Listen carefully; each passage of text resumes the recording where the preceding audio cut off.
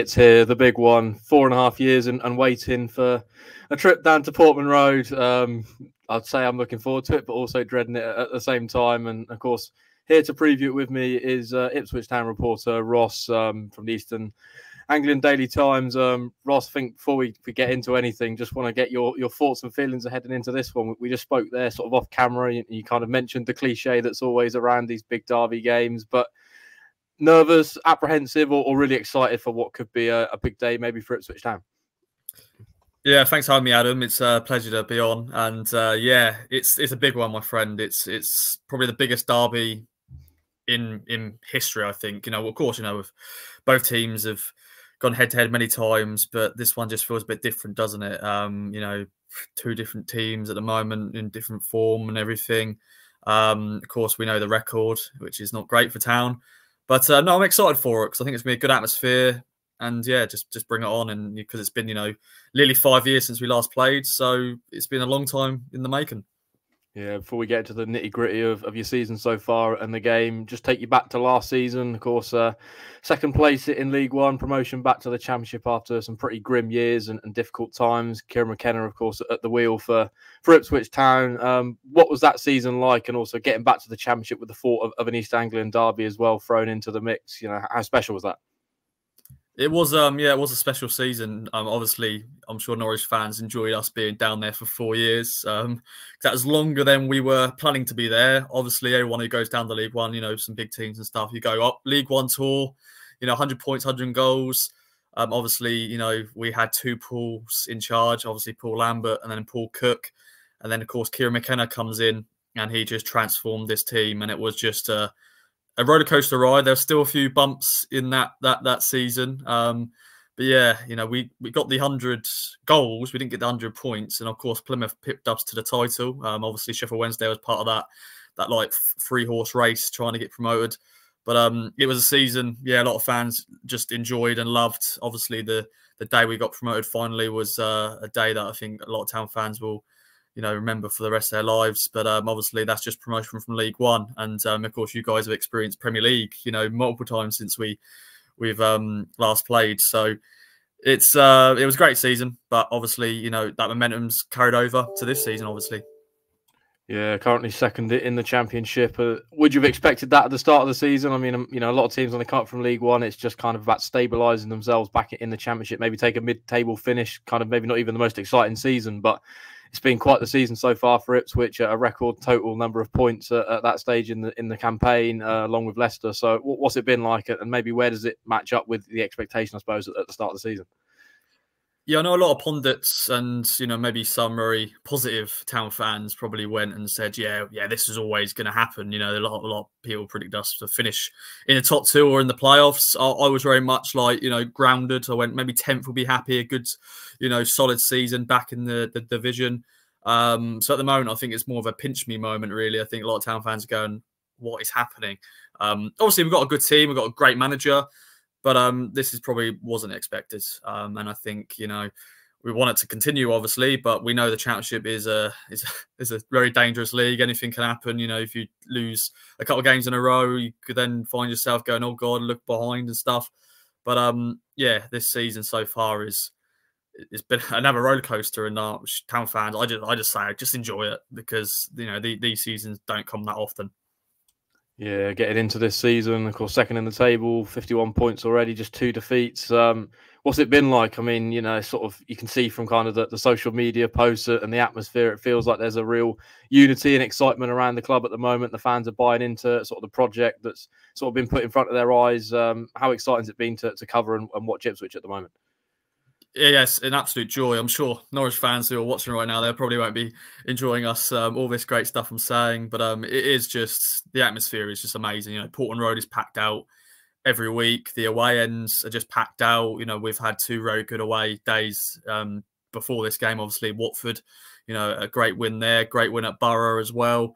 And it's just, everyone just loves going and watching. It's a golden ticket right now. To get a ticket is very difficult. Like away games, especially home games. People, if they can't go, they're making sure they can give it to their friend or family or even just a stranger. it's just right now, it's the best I've ever seen as a fan as well. Even though I'm a report, and that's my job. But as a fan, we've had some dark times, some very dark times. Every club have had dark times. Norwich at one stage, when you guys went down to League One, you had that time. So right now, it's just great seeing in the town centre, just seeing town, shirts. Normally, back in the day when we were rubbish, you see Arsenal shirts, Man United shirts, Chelsea shirts, but now you just see, and all the the sales, all the merchandise, the club are just raking it in right now because they're just selling all these shirts, home, away, the third kit. It's good, and hopefully it continues.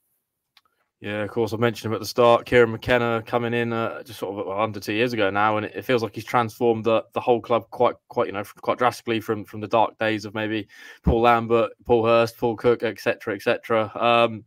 What's he done? What's he kind of brought to town that's made them love the manager and the sort of style of football he's brought to Portman Road? How exciting has that been, and what sort of man is he to deal with? I think everyone will have to admit this. When he got appointed, no one knew who he was. Like, a lot of people went, "Who's this?" And of course, you have to do your research. And so I think there's some people going, "I don't know if it's the right appointment." We were, I don't know, I think it must have been 11th or something in League One. And you think, is he really the right man to get us promoted? Obviously, we're all wrong because he went on to do what he's done. He's transformed the way we play. He's brought in the right players, the right staff. He is, honestly, his press conferences are so impressive. Like some of his answers, they're like 4 minutes long. And you're like, okay, Kieran, I think we're done now, mate. I think we've got enough from you.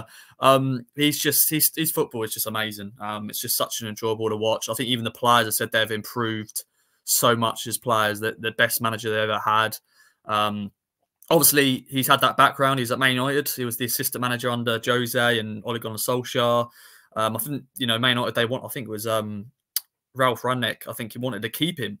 But obviously when an opportunity to get your first senior management job comes calling, of course you're going to go. And obviously he made the decision. He had to really think which club he was going to go to. And obviously he went to Ipswich because it was a project with the new ownership and everything. But yeah, people just love Kieran McKenna. Obviously the players are the superstars in the squad normally, but Kieran McKenna is probably the top of that because of just how he is and what he's brought to this club. So he's definitely going to be a main talk point going into this one. Even though the players on the pitch, they play the football, but he's the man who sort of just makes things tick. Yeah, you mentioned sort of the impact he's had on the players that he's brought to the club. Quite a few sort of players seem to be performing so far this season, almost everyone really, but like the Broadhead, Chaplin, Leif Davis, 9 assists already this season, top of the charts. I think Gabriel Sara's second behind him with 8. Who's maybe the key man to look out for on Saturday? I feel like I could say the whole Ipswich squad, but is there one player that maybe we should be targeting? Yeah, it's an interesting one because the whole squad is a squad game really. It's team performances every week, and it's hard to just pick out one player. We did a thing on our podcast the other week about what's our top 3 current town players, and it's hard to just whittle it down to 3. But as you rattled off a few names there. Leif Davis obviously is a key player for us, the assists and everything like that. He's a Premier League player in the waiting, which hopefully could be with us, but I won't say that just yet, even though I've just said it. But no, I think the whole squad, as I said, we can name check them all. I think the main one though has got to be Sam Morsey, our captain. Obviously he escaped the match ban. He going into the Watford game, we're like, do we play him? Because we don't want him to get yellow card, and he misses 2 games. But he didn't get yellow card, of course, goes and scores the winner at Watford, and he will be available for this game. But that was always the fear, like, you don't want to lose your skipper for this sort of game. But yeah, Morsey, he's the man who just leads by example. Obviously, he has played at this level before. And, we got a team who dropped down. A lot of the players dropped down to League One, even though they were championship players like Connor Chaplin. Even Leif Davis, he was at a Premier League club at Leeds where he just felt, I'll just drop down 2 divisions and see what I can do. And of course, he won promotion. But this team, yeah, as I said, I could name them all. They're all got, they're danger men for all of you guys. But I think Sam Morsey, and obviously we've got some Ipswich boys in our squad, Harry Clark, Luke Wolforden, who will be experiencing their first derbies. They'll be up for that. I'm just going to say to him, calm down, though, because, the heat of the moment, red cards and all that. But yeah, bring it on. Yeah, a few connections between the two sides. one in the Ipswich squad we're going to talk about first, of course. Brandon Williams, a season on loan at Carrow Road, a bit of a sort of Marmite player, I'd say. There was lots of love for him at certain points, lots of maybe dislike towards him towards the end, and of course goes to Ipswich. A few social media posts I've seen so far this season referencing where the two teams are in the table. How's he been getting on at Portman Road, and I suppose do we expect him to be in the starting 11 on Saturday lunchtime?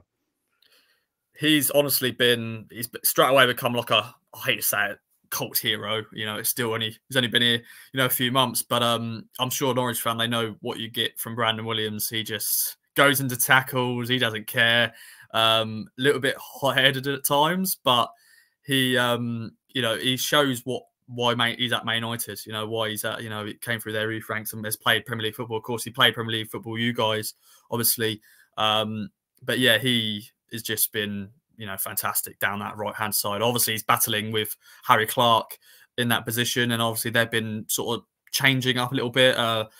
Brandon, came off at half-time against Watford. We don't know just yet. We'll hear what Kieran McKenna has to say in the press conference. Sometimes it's just, a tactical switch, or maybe just he felt a little suffered and he was like, I don't want to miss Norwich, so I want to just come off now and then see. But yeah, it'd be interesting to see the reception he gets from the Norwich fans, especially if he goes to the Carrow Road game next year. But yeah, I know Norwich fans had that flag saying please come back, and obviously when he signed, Norwich fan went, oh, he's dead to us now, and all that sort of stuff. But no, I'm sure he'll be well up for this one, especially I'm sure he's got a few former teammates in the Norwich squad.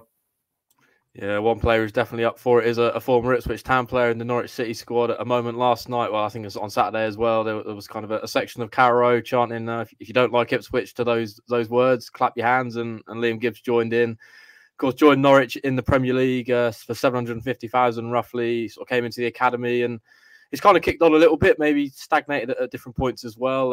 Very much sort of a periphery player in this squad. What's the feelings and thoughts towards Liam Gibbs from the Town fans? He's probably a player who might be on the bench on Saturday. What sort of reaction do you think he's going to get? I think it's going to be a mixed bag potentially. I don't think there's any.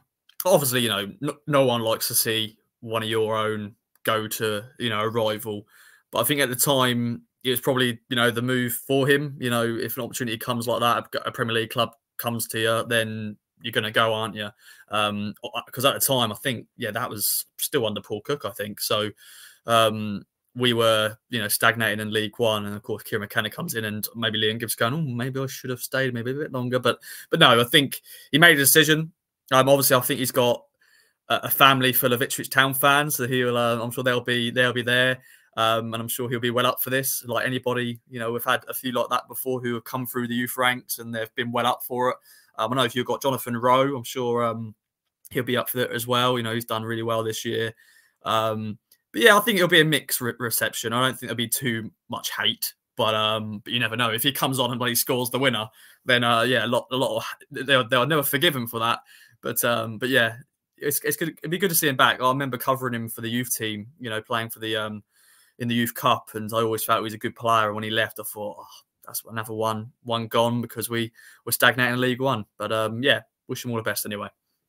You're probably not going to like this question, but intrigued to get your thoughts on Norwich so far this season and how we've been getting on. Of course, last season was very difficult, mid-table championship finish, maybe sort of under par from where the objectives were set from the club. This season, the target's playoffs. They're sort of only 3 points outside, but as is the championship at the moment, it's very tight, and they're actually 11th in the table, so it's kind of a bit of a sort of false position almost.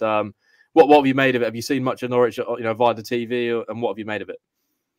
Yeah, obviously, coming into the last few years, we've had a little look, haven't we? And if Norwich lose, we go, unlucky. But then also I go, we're in League One, boys. We can't laugh too much, because at the end of the day, we're still in this division. For a while it was two divisions, separating us. So now we're both in the same division, and yeah, of course, that's one result you always have a little look at. Obviously, when it gets announced in the ground, and if they've lost, you go, well, hey, but yeah, of course, you had a flying start, obviously, with Jonathan Rowe, as mentioned, him scoring the goals. Obviously, we had a flying start as well. So it was like us two going head to head in the top half of the table. Obviously, then you guys had a bit of a that bad spell. I'm sure you guys are just about over that now. I'd have to say, you've got into some form going into the derby, which I don't know if it's a good thing or a bad thing. I don't really know, to be honest. But yeah, it's if you've got players who are danger, you've got David Wagner who's got experience. Obviously there was a lot of that chatter. Could he be going? Obviously, then Delia Smith and co, of course, said no, he's here to stay and everything. Obviously, Town fans have been laughing about Delia with the forum and everything, about that's been clipped up a few times. But yeah, obviously, Town fans go, oh yeah, I don't really bother looking at Norwich, but no, we do. You do, don't you? When it's a rival, you always want to know what's going on over there. And obviously, we enjoyed the last few months of bad results, but now you guys are only 3 points off the playoffs. So that's why the Championship is such a great league, because even though you can go have a bad run of form, out of nowhere, you could win a few games and you could be then going, hello, playoffs, here we are. Yeah, I feel like when you get these derbies come around, you always kind of get both the team sheets, and maybe people try to combine the best 11. Maybe it feels like for the first time in a long time, there's going to probably be more Ipswich players than the Norwich players in it. Is there any Norwich players you'd take in the Ipswich team at the moment? Now that's me pausing for a sec there, because I'm just trying to have a little think. Obviously, it's difficult because this Ipswich Town team is just so good. Obviously, you mentioned Sarah. Obviously we've never really had a Brazilian at the club, I don't think. So I like that. I like to have like a nice little bit of a South American flair. We've had a few Argentinian players from Argentina before, which have always been exciting. But I don't think we've ever had a Brazilian, from my knowledge. So that maybe, Sarah, maybe, because he's got the assists and he's that South American flair. Obviously, you've got some experienced players, which are always good for this level. A few that have played up against Town before. I know Ashley Barnes came out after the game. Another player that's been around a bit. Obviously got some young players. Got Adam Eder, who I've always liked as well when I've seen him play, the Irishman. So it's interesting really to look at both teams. And normally, Norwich used to be that was just the team which go, they're going to beat us because you've got the superstars. But now it's sort of, out of the 11, sad to say, and Norwich fans won't like to say this, I'll probably say all Ipswich team pretty much. But Sarah, because of the Brazilian in him, why not? Yeah, staying on the theme of sort of players that have maybe played in the derby before, someone like Caden Jackson, of course, has suffered defeat. Also picked up the draw at Portman Road at the last game there. What sort of motivation do you think that will have for the players that were involved in the Ipswich squad previously? They've obviously had to suffer some difficult moments. Is it almost extra motivation to of course, get the right result on Saturday? Yeah, I think my colleague Alex Jones has been speaking to some of the players ahead of the game after other games, just to get a nice little colour piece really. And Caden Jackson came out and said, I've fans been bumping into me at Sainsbury's and David Lloyd's and other places and saying, you got to beat Norwich, you got to beat him, how important this is. So I think they know that. I think once again, when the fixtures came out, that was the first one everyone circled and went, that's the one you need to be at and you have to play your best at. Obviously, as I mentioned, we've got two Ipswich boys in the camp, Luke Wolford and Harry Clark, who know how important this is because it has been a long time. 2009 was the last time we beat you guys. So, I think most of the club, obviously, there's a lot of people, who are in the background, staff who are probably Town fans, who are probably saying that as well. It is the biggest derby in history, as I mentioned at the start, because it's been so long since we've been a good team and not the underdogs. It's probably with a team, it's the game for us to lose, really, because we are in such great form. But yeah, it's a massive game and can't wait for it, man. Yeah, going to try and get some sort of memories of yours from previous, encounters between the two sides. I'd imagine the more recent ones for the last 14 years haven't been overly memorable. 12 games in that period, 5 draws, 7 Norwich City wins. Of course, we had the playoff ties that were sort of huge in terms of the magnitude. Maybe is there a game or a moment, I suppose, in Ipswich folklore for you that sticks out the most from this game? Yeah, the defeats are not memorable, obviously. I was there for the sort of 5-1 and 4-1 games. They were not great. They were not good at all. But obviously, I wasn't born when I was born. I was only like 2 when we, won 5-0 when Alex Matty scored a hat-trick. But there's been some memorable games. Danny Haynes, the Canary Crusher. Of course, he was the man who used to score all the time. Some late goals. Obviously, 2009 was the last time I beat you. So I hate going back to that because it's 14 years. I think I was 12. Yeah, I was 12 years old, Adam, when we last beat Norwich. So I can't really remember too much, to be honest. And obviously, the playoff games. Obviously, they were sort of heartbreaking, really, because of the first game. The Paul Henderson goal. The Portman Road erupted. Obviously, you guys went on to win, and of course went on to win in the playoff final against Borough. Obviously, you just don't want to lose against your rival in the playoffs, and really, we've never recovered from that, to be honest, have we? Really, since that, and there have been close encounters, obviously, in the past. We were very close, back in, when was it? I think 2018 or something like that, where Luke Chambers scored a late winner, and then obviously we didn't clear it, and it was Close. Was it Close who scored the equaliser? I just remembered that day and went, we're just never going to win. We're just never going to win. We can't, even the man who you want to score, the captain, to score a late winner at Carrow Road, and then moments later, an equaliser. So that is one I just thought in my head now and gone, oh, bloody hell, that was horrendous. So, yeah, some good memories, but a lot of bad memories, obviously, in my adult life because, we haven't beaten you since when I was 12. So hopefully that changes. Yeah, I was kind of thinking about that earlier today, and I think I was about 9 or 10 when you last got the win, and that was kind of a moment where I listened to it on the car radio. Maybe didn't understand kind of the magnitude of the game, almost just sort of another game, but you knew there was that little bit of added spice. So, yeah, that's I think what sort of adds fear for me. Sort of potentially suffering a first defeat, of course, in the East Anglian derby. In terms of the team for Saturday, how do you expect Ipswich to set up, and sort of what sort of approach do you think Kieran McKenna's going to take? I mean, I sort of saw during the week he rested quite a few of the sort of main starters, I suppose, in the team. So what sort of starting 11 do you think we're going to see on Saturday? Yeah, it's going to be interesting. I think, at Portman Road, fast starts is what we expect, really. We've scored a lot of goals early doors. Obviously, we've conceded a lot of goals as well. This has been, sort of the entertainers, we score more than you. Portman Road has been, a stadium that's seen a lot of goals this year, a lot of high-scoring games. And, the derby that, as we mentioned before, form goes out the window. But yeah, it'd be interesting to see what McKenna does in terms of setup. There's a lot of players who'll be wanting to play. Obviously, as I mentioned, Harry Clark and Luke Wolfenden. I've named them too many times in this one. They'll be happy about that because they'll be well up for it. But yeah, Luke Wolfenden didn't play against Watford, but I assume he'll come in for this. Axel Twanzebe came in, another former United player, but I can't see him play twice in a week. I think he's getting up there with the fitness, but I think Wolfenden will come back in the defence. I think Massimo Luongo will come back in for Sam Morsey. With Sam Morsey in that, I think they'll definitely play. They're the key men in that midfield who just sort of make things tick, basically. I think Broadhead, he came off the bench in the Watford game. I think he'll start this one. For Marcus Harness, Chaplin will always start. Hurst will start. And then it's on the right, really. I'm sure, even though Norwich fans, they don't care about the town squad, I'm sure they did appreciate the Wes Burns goal because I'm sure that went viral and that was an absolute cracking goal.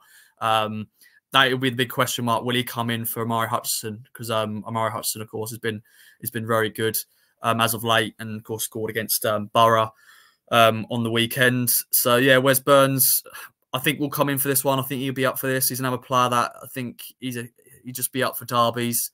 But yeah, we had 5 changes at Watford. I think there'll be a few more changes going into this one. But anything can happen. As I said, if he feels he thinks this player is suited against that player, he'll go with them. So yeah, sometimes you just don't know sometimes with McKenna's, team. So hopefully we've got no injury problems. I don't think there's any long-term injury problems, really. I think it's only Lee Evans who's out, but everyone else I think is ready to go. So it's wait o'clock. What time will it? 11:30. We'll see the lineups, and that'll be the big talking point going to that one.